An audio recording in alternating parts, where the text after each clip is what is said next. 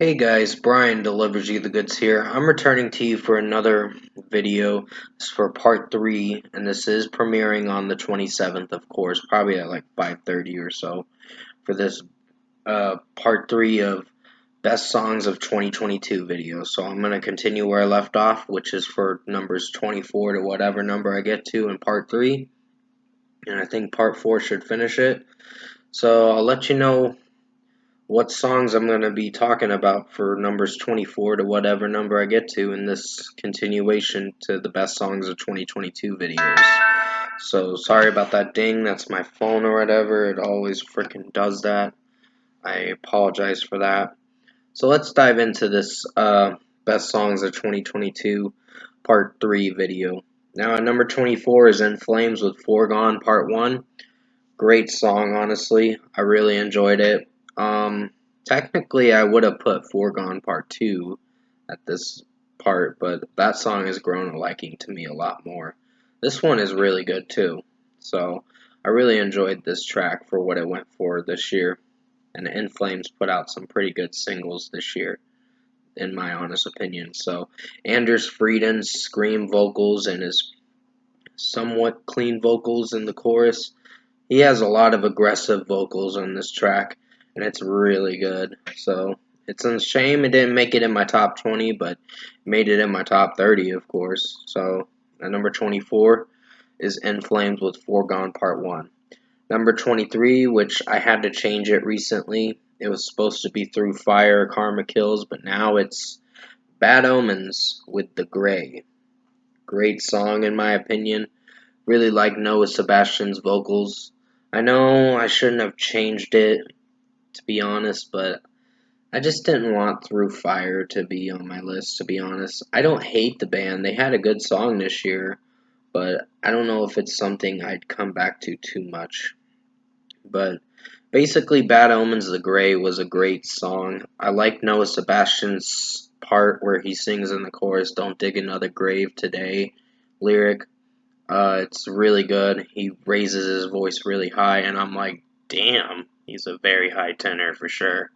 So it actually worked with the song. So yeah, at number 23 is Bad Omens with The Gray. Definitely go check out my track review for it because I did it back in February before this album came out, of course. So yeah, for the Death of Peace of Mind, which did drop February 25th of this year, earlier this year. Number 22 is Bring Me the Horizon with Strangers. Now, this song I really love, but it's unfortunate that it's not on my top 20 because, one, there are better songs that I've heard this year that are in my top 20. And personally, for me, I think Strangers by Bring Me the Horizon is a really good track. It just, when you listen to it for the longest time, you're like, the electronics, that's fine, but still a great track, despite what anyone thinks of it in their own opinion and all that. Because there's people that I've seen that don't like this track, and I'm like, oh, that's your personal choice. But I personally love it, in my opinion. It was a great song this year. It's a shame it didn't make Song of the Year, but it did a lot better than what Die For You did last year. Die For You was their weakest, but it was still a good song, it just was their weakest in my opinion. But still, Strangers made it at a good spot this year for best songs of 2022. So at number 22 is Bring Me the Horizon with Strangers. And Ollie Sykes' vocals were great in this track, even his screams too. Number 21 is In Flames Again with Foregone Part 2. Now this was a really good song in my opinion.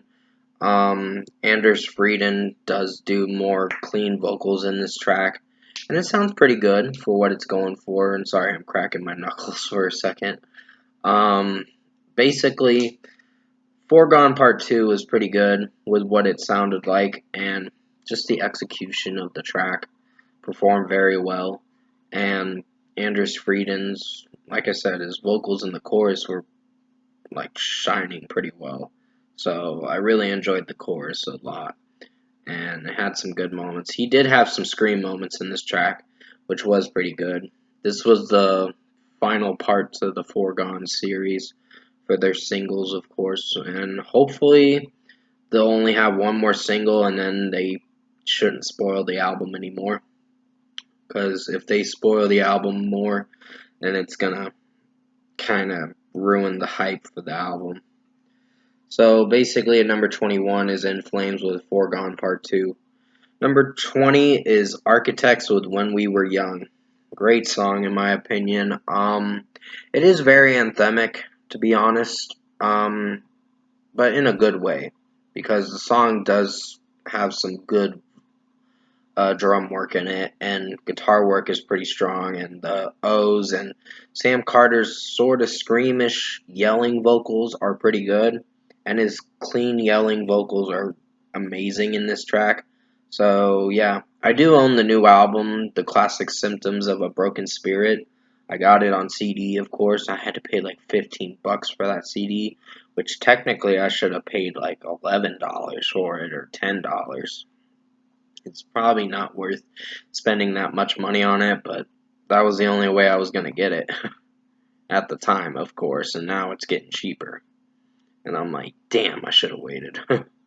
So at number 20, I picked Architects with When We Were Young. I like the chorus, I like the verses, and the bridge part is pretty strong, so I really like it.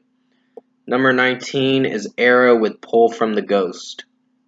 Pretty good song from Era. Wish it was in my top 10, but hey, it's fine for what it is, and I hiccup for a second, so please forgive me on that. Still a great track from Era. JT's scream vocals are great, and Jesse's clean vocals are pretty amazing in this track. So, really enjoyed this song. This is a track I gotta come back to again to listen to.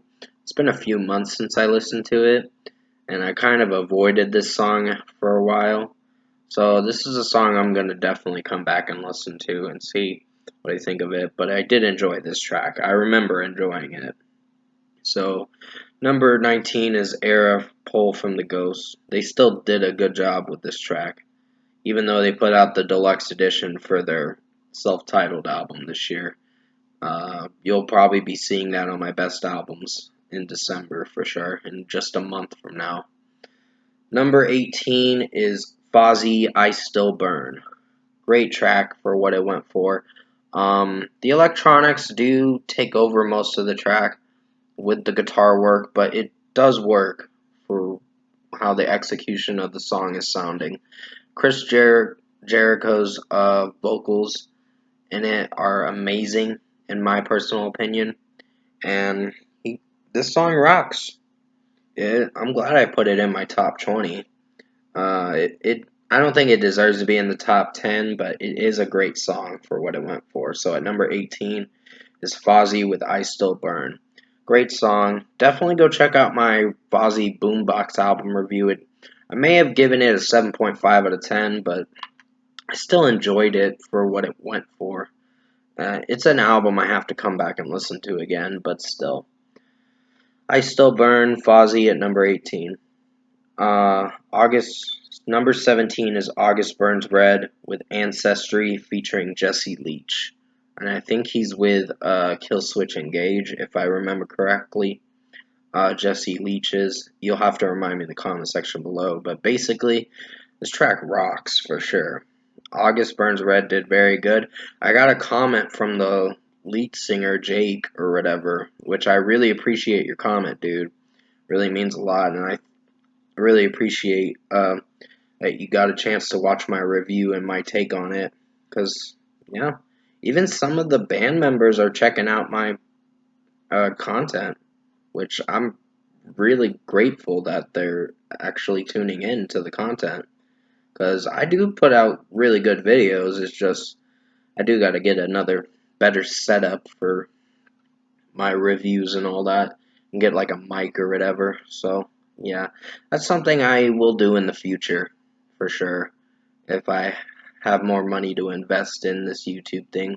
But basically, August Burns Red Ancestry was a great track. It's going to be on their new album, Death Below, which I'm very excited to hear that. And the screamer Jake sounds really good in this track, in my personal opinion. And his vocals resonate with me with some of his cleans and just his screams too. So pretty strong track. Something I definitely come back to. So number 17 is August Burns Red with Ancestry featuring Jesse Leach. Number 16 is Bush with Heavy as the Ocean. Great track. It's off a really good album called The Art of Survival. If you haven't listened to the new Bush album, The Art of Survival, definitely check it out. It is an album to definitely put on your best albums because it's that good of an album. I personally enjoyed this track. So the way that what's his name? Gavin Rosdale. I was forgetting his name for a moment, so please forgive me on that. Gavin Rosdale's vocals in this is pretty good, and just the execution of the track performed very well in my opinion. With it did get repetitive where he kept saying heavy is the ocean. That thing it was part of the song, and it still worked with how the instrumentation was sounding in this track, and the bass work too. So it worked very well. So at number 16 is Bush with Heavy as the Ocean. Number 15 is Spiritbox with Rotoscope. Now this was a surprising melodic slash screaming track from Courtney LaPlante, and this did very well in my opinion. Courtney LaPlante's screaming vocals in this at the second verse was pretty good. So I really enjoyed that about the track. It's been a bit since I listened to the song, but I really did enjoy the EP they released, Rotoscope or whatever. So it was very enjoyable in my opinion. So at number 15 is Spiritbox with Rotoscope. Sorry, I thought I almost heard a knock at my door, my front door or whatever. I was like getting a weird anxiety attack for a moment. So please forgive me on that. Just weird feelings came up or whatever, so just scared the crap out of me for a moment, but still. Number 14 is One OK Rock with Prove. I think this was a really good song by One OK Rock.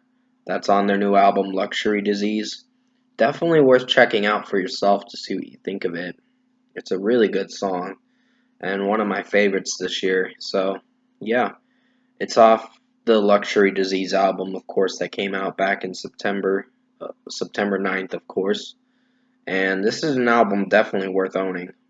Even if you can't find the Japanese version, just get the regular edition and you'll be satisfied with this album. It's really good.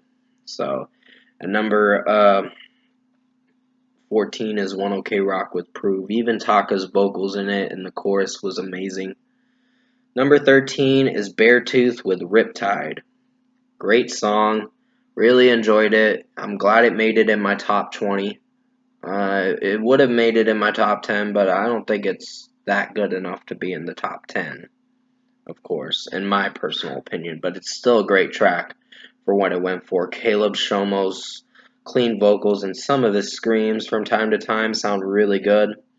But this track goes hard with the drum work and the guitar work.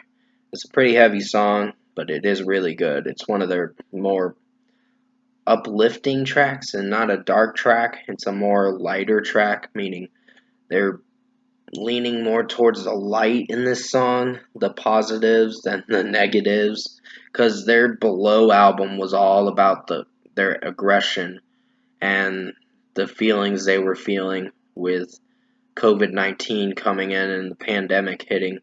So that's what the Below album was basically depicting about when Caleb Shomo was in an interview with one of the interviewers, of course, that was interviewing him. So that's what he was saying, what the album was about and all that. So I watched the interview and I was like, dang, that sounds pretty dark.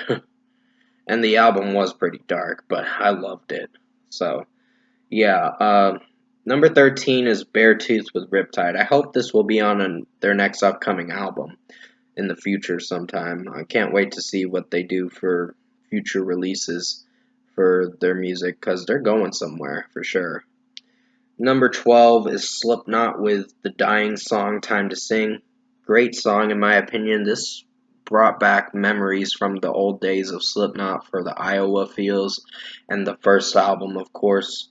and it did very well. This is off their new album, The End So Far.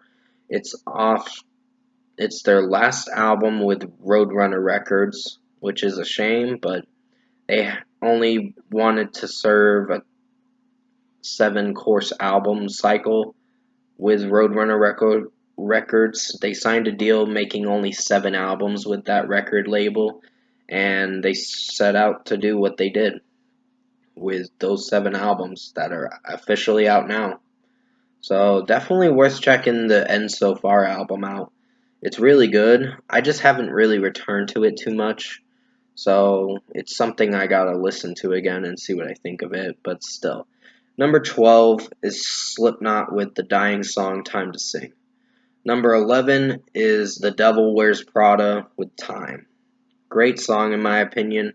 I really love this track.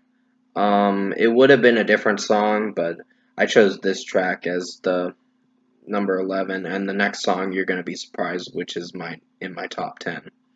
So basically, Devil Wears Prada did very good with this track in my opinion. Almost made it to my top 10, to be honest. I was almost tempted to put it in my top 10, but I don't think it's worthy enough to be in my top 10, but still, great song overall, and I really like this track. So, at number uh, 11 is The Devil Wears Prada with Time. I really like, what's his name, Mike Renica's scream vocals in the track, and the clean vocalist, like I said, Jeremy or whatever is his name. His vocals are pretty good in this song when he sings and all that, so yeah. And at number 10, this is going to have to be the last one I'll mention, is Fit for a King, Times Like This, featuring Jonathan Vigil of The Ghost Inside. Great song in my opinion. It would have been the Reaper song, but I think I'm going to hold off on that song because I got to listen to it more, to be honest. I'm enjoying it, I'm just like unsure because it's sort of a repetitive song with the screams with the "Every Day I'm on Death Row" lyric, and it's the song right before this one. But Times Like This is an amazing song in my opinion. I really love this track, and Jonathan Vigil's scream vocals, the lead singer from The Ghost Inside, he did very good in this track in my opinion, and I really love this track. So definitely worth checking out this song for yourself to see what you think of it. It's off their new album, The Hell We Create, which I highly recommend you check that album out. It came out October 28th this year, so not that long ago, about a month ago, but it's still worth listening to. So at number 10 is Fit for a King with the Times Like This featuring Jonathan Vigil of The Ghost Inside. So that's going to be it for this part of uh, Best Songs of 2022 Part 3 video. Sorry if I said twice. I was forgetting and losing my train of thought for a second. I will be returning to you for Part 4 for the final part for Best Songs of 2022 Part 3 video, the official videos, of course. So definitely tune into the next part and stay safe. Take care, guys, and I'll see you soon in Part 4 for Best Songs of 2022, the final video, of course, to go from 9 to 1. So I'll see you in the next video.